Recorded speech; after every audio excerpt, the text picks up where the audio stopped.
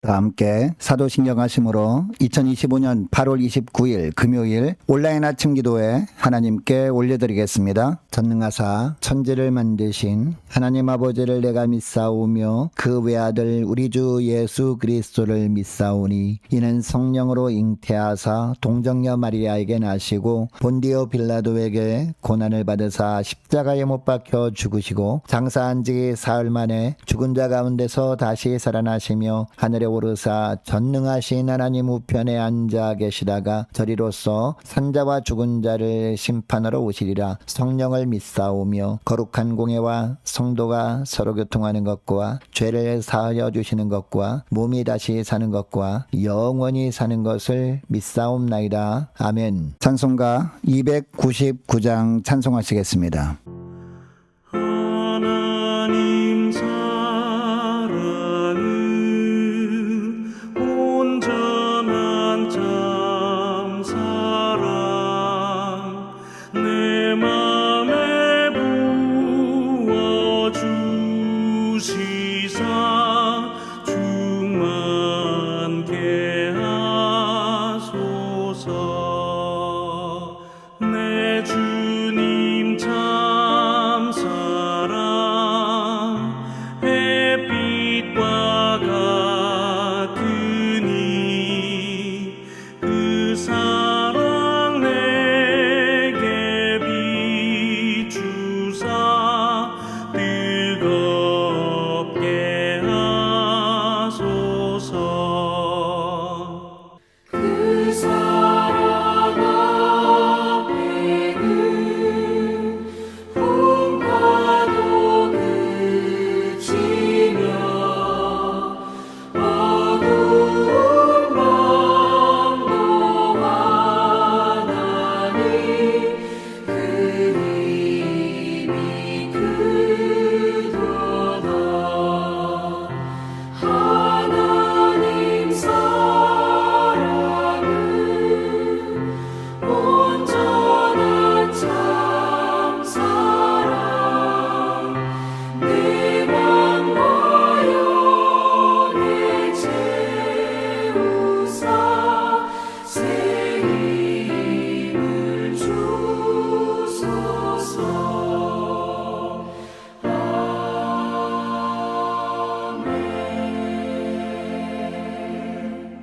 하나님 아버지 감사합니다. 하나님 아버지 감사합니다. 이 새벽에도 주님께서 친히 저들을 깨워주셔서 호흡을 이어갈 수 있도록 은총 내려주시고 또 주님께서 맡기신 일을 오늘도 이어갈 수 있도록 축복해 주심을 감사드립니다. 무엇보다 주님께서 맡기신 일을 주님께서 예비하신 신령한 지혜로만 감당하기 위해서 주님께서 부르심에 순종함으로 주 앞에 나와 주님께서 베푸시는 말씀을 받고 하루를 시작하기를 원합니다. 오늘 이 시간에 주시는 말씀을 통해서 하늘의 지혜로 저희 심령 가운데 충만하게 채워주셔서 어떤 상황에도 좌로나 우로나 치우치지 않고 주님께서 채우시는 하늘의 지혜로 감당함으로 말미암아 하나님께 영광 돌리는 복된 하루가 되게 하여 주옵소서. 감사드리오며 우리 주 예수 그리스도 이름으로 기도드리옵나이다. 아멘. 이 시간에 하나님이 주시는 말씀은 요한계시록 14장입니다. 요한계시록 14장 14절부터 20절까지 말씀 보겠습니다. 자, 화면을 보시면서 요한계시록 14장 14절부터 함께 합독하시겠습니다. 또 내가 보니 흰 구름이 있고 구름 위에 인자와 같은 이가 앉으셨는데 그 머리에는 금변류관이 있고 그 손에는 예리한 낫을 가졌더라. 또 다른 천사가 성전으로부터 나와 구름 위에 앉은 이를 향하여 큰 음성으로 외쳐 이르되 당신의 낫을 휘둘러 거두소서. 땅의 곡식이 다 익어 거둘 때가 이르렀음이니이다 하니 구름 위에 앉으신 이가 낫을 땅에 휘두르매 땅의 곡식이 거두어지니라.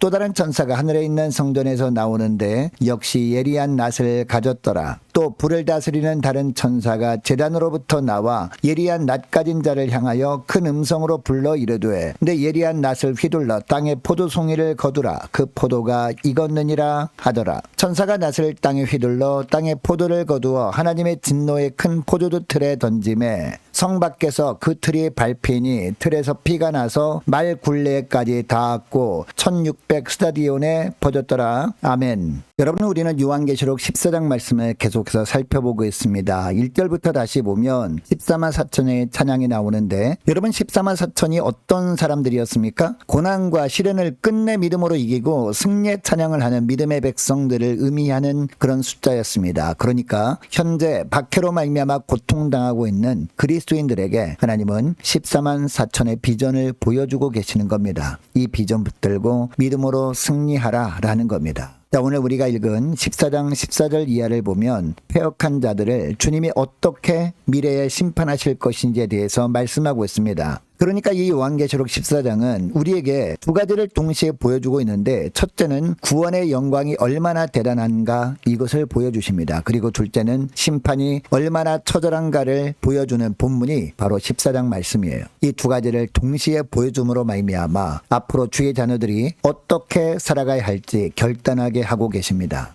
자, 14절에 보니까 또 내가 보니 흰 구름이 있는데 구름 위에 인자와 같은 이가 앉으셨는데 그 머리에는 금 면류관이 있고 그 손에는 예리한 낫을 가졌더라 라고 하십니다. 여러분, 이 말씀은 다니엘 7장 13절에 대한 성취입니다. 여러분, 다니엘 7장 13절에 보면 이렇게 되어 있습니다. 내가 또 밤 환상 중에 보니 인자 같은 이가 하늘 구름을 타고 와서 옛적부터 항상 계신 이에게 나아가 그 앞으로 인도되매 라는 말씀이 나옵니다. 여러분, 여기 나온 인자는요, 메시아를 상징하죠. 그 메시아가 구름을 타고 하나님 앞으로 인도될 것이라고 합니다. 하나님께 인도된 인자는 모든 백성과 나라들을 다스릴 겁니다. 그리고 모든 백성은 인자 앞에 모두 무릎을 꿇을 겁니다. 요한계시록 14장 14절 말씀을 보면 그 인자 같은 이가 구름을 타고 와서 보좌에 앉으시고 머리에 금면류관을 쓰십니다. 여러분, 이것은 그리스도 예수가 구약에서 약속한 메시아가 되어서 성자 하나님의 모습으로 이 땅에 재림하실 것을 보여주시는 사건입니다.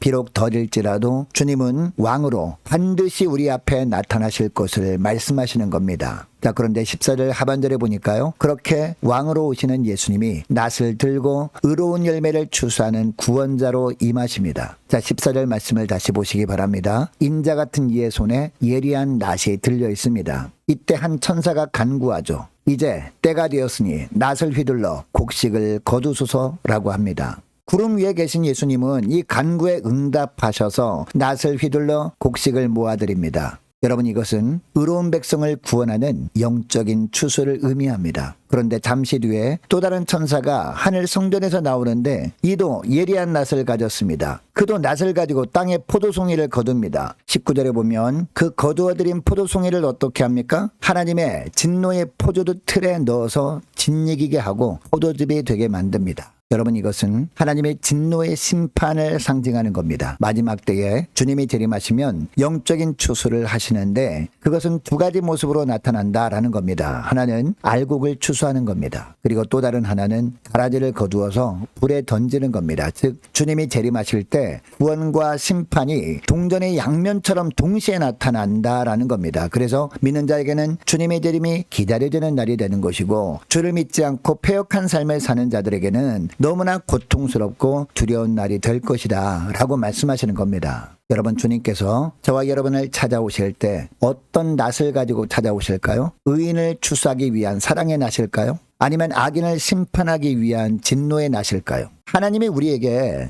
구원과 심판을 이처럼 미리 보여주시는 이유가 있습니다. 바로 지금 우리가 그 심판이 이르기 전에 회개할 마지막 때라는 것을 가르쳐주기 위해서입니다. 우리는 주님의 심판을 너무 낭만적으로만 생각해서는 안 됩니다. 어떤 사람들은 심지어 이런 말을 하는 분도 있습니다. 지옥도 다 사람 사는 곳일 텐데 힘은 들겠지만 그래도 살 수는 있지 않겠느냐라는 겁니다. 때로는 우리도 하나님의 최후의 심판에 대해서 축소 해석할 때가 있습니다. 아니면 굳이 깊게 생각할 필요가 있겠느냐라고 하면서 애써 외면해버리기도 합니다. 그러니까 예수 믿는다고 하면서 대충 살게 되는 겁니다. 적당히 죄도 짓고 적당히 세상에 묻혀 살면서 하나님의 형상다운 거룩한 삶에는 관심도 없이 살게 되어지는 겁니다. 그러나 20절을 보면 성 밖에서 그 틀에 밟히니 그 틀에서 피가 나서 말 굴레까지 갔고 1600 스타디온에 퍼졌더라 라고 합니다. 여러분, 여기서 1600 스타디온은 약 300km 정도 되는 거리입니다. 물론 이것 역시 상징입니다. 하나님의 심판이 상상할 수 없을 정도로 철저하다는 겁니다. 그리고 그 심판이 이르는 곳이 전 우주적이라는 겁니다. 그러므로 절대로 하나님의 심판을 과소평가해서도 쉽게 생각해서도 안 되는 겁니다. 물론 심판이 두려워서 신앙생활을 하는 것은 매우 잘못된 겁니다. 그러나 심판의 현실을 바르게 인식하고 그 심판의 자리에서 우리를 구원하신 하나님의 은혜만을 깊이 묵상하며 감사하며 살아가는 것, 이것이 신앙의 본질이다. 이 말씀을 오늘 본문을 통해서 하나님께서 우리에게 하고 계십니다. 여러분, 기차 여행을 할 때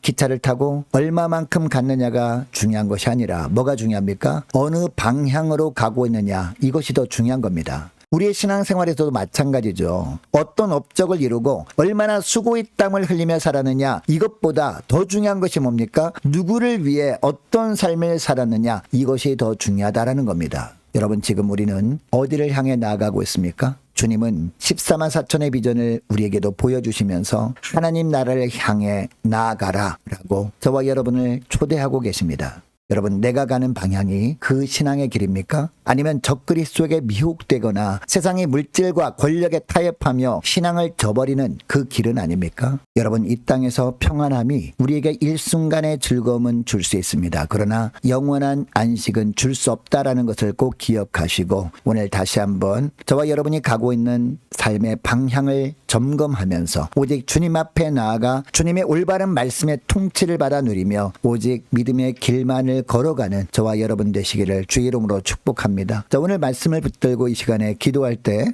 이렇게 기도했으면 좋겠습니다. 하나님, 날마다 구원의 확신을 가지고 살게 하옵소서. 14만 4천의 비전을 우리에게도 주셨음을 기억하고 어떤 환난에도 오직 주님께서 인도하시는 방향을 따라 끝까지 믿음으로 인내하며 승리케 하여 주옵소서. 간절히 기도하는 이 새벽 될 수 있기를 축복합니다. 계속해서 기도하기를 원하는 것은 오늘 금요일입니다. 오늘 저녁에 있을 금요 심야 기도회를 위해서 함께 이 시간에 기도하기를 원합니다. 오는 주일 예배를 위해서 함께 이 시간에 기도하기를 원하고 모든 구역 식구들과 저와 여러분을 위해서 또한 각 가정의 자녀들을 위해서 함께 기도하기를 원합니다. 오래 세워진 일꾼들을 위해서 또한 교회 재정을 위해서 이 시간에 함께 기도하기를 원하고 유초등부, 중고등부, 청년부를 위해서 남녀 전도회와 각 구역을 위해서 함께 이 시간에 기도하기를 원합니다. 또한 많은 환우들이 있습니다. 특별히 임광빈 목사님 신장 담석 제거 시술 은혜감도 잘 준비가 되어지게 하시고 성공적으로 시술이 잘 되어질 수 있도록 도와달라고 함께 기도하길 원하고 취업을 앞둔 청년들을 위해서 선교사님들 가정들과 나라와 민족을 지켜 주옵소서 함께 기도하길 원하고 우리 교회 앞날을 위해서 또한 저와 여러분이 가지고 나온 기도 제목들 놓고 이 시간에 함께 기도하길 원합니다. 기도하겠습니다.